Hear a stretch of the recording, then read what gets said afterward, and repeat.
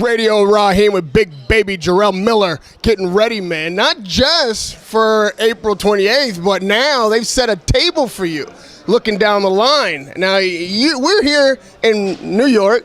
It's Wilder Ortiz. I checked the undercard. It's not a tune-up for you. What are you doing here? I mean, they'll come see what the guys look like, show my support for local boxing, and just come see who's who and see what's around, because I've never gone to any of Wilder's press conference or open workouts, because he looks like crap anyway when he hits pads in the workouts, and in the open workout, I hope was crap too. Nobody really was there anyway, so might as well not show up. So the press conference, I know you guys are going to be here, so I come show my pretty face, Well, you now we got to jump right in. Obviously, you just took a shot at Wilder's skills.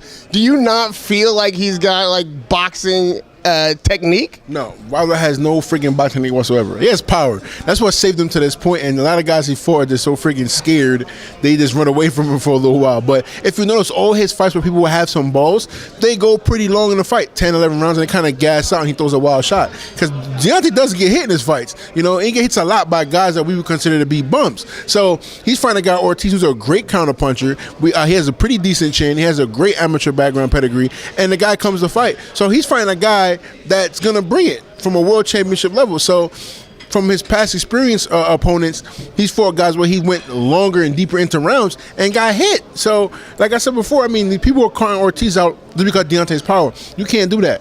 Look at Christian Eubank in his fight over the weekend. He's a guy with power, but when you fight guys that have a game plan and are not afraid, it's a totally different story.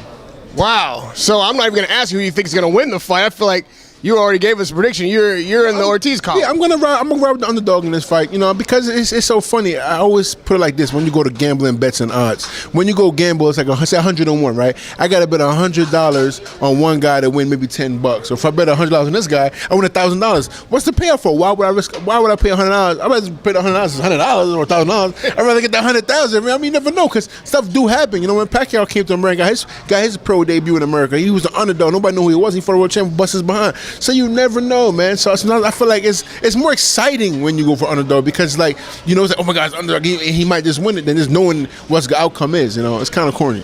Are you betting on the distance or the knockout for Ortiz? I think the knockout. I'll tell you the reason why is because Deontay doesn't really look good past the 7th, 8th round. He'll throw hard shots and he'll wind up from one good shot. But when you fight a technical guy who knows how to pick you apart, it's a little more different. So I think it's going to be stoppage, man. I think Ortiz might get it. Wow, well, that will upset the tables for sure, but not yours. No. Because they got you primed, assuming that Joshua gets past Parker, which is a big assumption. That's a tough fight. Definitely is. You're the next guy. Hearns already said that. Correct. So when if Poop Squad, takes a dump and loses, I'll be the next best thing in America. You know what I mean? So this is business, but I'm technical as hell. My main thing is like this, man. There's a lot of heavyweights out here that are up and coming in America. We got Trevor Bryan. Brian Jennings took 2 L's, but he's still doing his thing. It's an open playing field here in America, and even though Deontay's had the belt for almost going on 3 years now, nobody still doesn't really know who he is. He's just starting to get some recognition now. But I blame that on his promotional company. I blame it on his marketing and his media and stuff like that. But it's a time when you got to step up now. It took him 7 title defense to really step up and find a real opponent.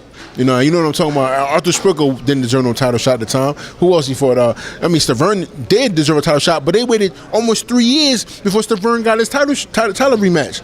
Out of the blue, he's fighting another guy and he's fighting Deontay. He took the money, which is not anybody else's fault. I think he should have relaxed and say, you know what?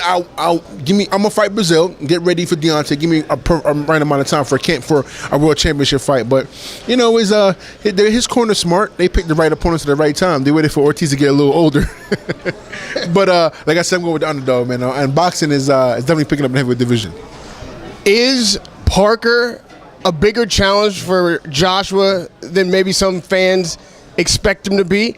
Break down that fight for me, because that's a big money fight for you. And now when you got to be rooting for Joshua regardless. Well, I told other media guys, I said, you know what, I'm a realist, and it's more than this money. It's about me building my brand as well. You know, I know for a fact that if I'm the #1 guy in America, the plan that I have for myself and the group of people I'm surrounding myself with is phenomenal. Like, you know, like I've been so quiet because I've been working on so many things behind the scenes. So soon I might even need an AJ. I can use Joseph Parker, use Deontay. While my platform's gonna be totally different than I'm working on. So my thing's like this: a lot of people are counting on Joseph Parker because he's not well known about, or he's from the other side of the world, New Zealand. But like I tell you this. The guy's gonna fight. He's earned his shot. He's earned his belt. They got those multiple punches. He's really fast. He has a pretty good chin. And his journey to the heavyweight title was a lot harder than AJ.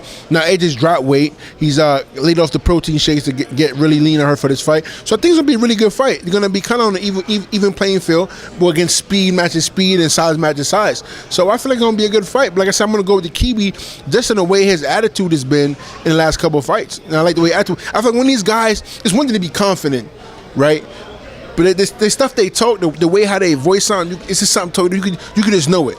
When you're in the streets and you're doing craziness, or when you're fighting and you hear people talk, you can hear like this nervousness in their voice. You can hear it in them. You know what I'm trying to say? Yeah. Like Deontay's nervous. Don't get it. He's nervous as hell.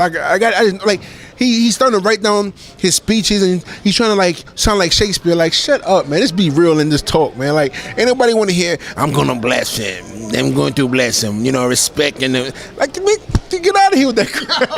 Oh, you already hit my man with a body shot. To be easy on the equipment, son. Like, I feel like, one thing to be a heavyweight champ, but just be real. You know, Ali was real. Mike Tyson was real. You know, Floyd popped a lot of junk and he figured out, you know, if I relax, I make more money. You know what I mean? You just know when some guys just like made up. Like, he's like what's it called? Biscuits and gravy from Alabama with a little glaze on it. That's what he is. You know what I mean? Wow. Yeah, well, just for those who don't know, a Kiwi is someone from New Zealand, so you're calling 2 upsets in the heavyweight division. I'm going for the underdogs, man. I think it's more fun, bro. I think it's going for the underdogs. And if you look at it from number, it's still a 50-50 fight on both sides. You know, the only thing that's going against Ortiz is he's not really 38. A lot of us know that he's not really 38. He's a little older than what he is. You know what I mean? That's the only one you think he is. Oh, no, man. I'm not going to blow him up, man. I'm not.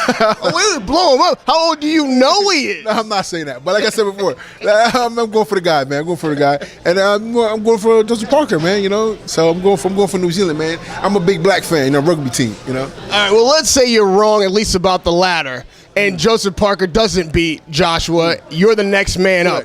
How do you fight Joshua? Because you're going to be a big underdog, too. Yeah, for sure. But beat the brakes off of him, man. A lot of people don't realize how big I am when they first meet me first. You know, they feel like, okay, he's a short, maybe stocky, stubby guy, kind of chubby on the side. But when people actually see me, it's something totally freaking different. I take my shoulders, they're like this compared to me. I'm wide, I'm a brick house, I'm wide. So for him to fight me, and he went the distance basically with Takam. That's a distance fight.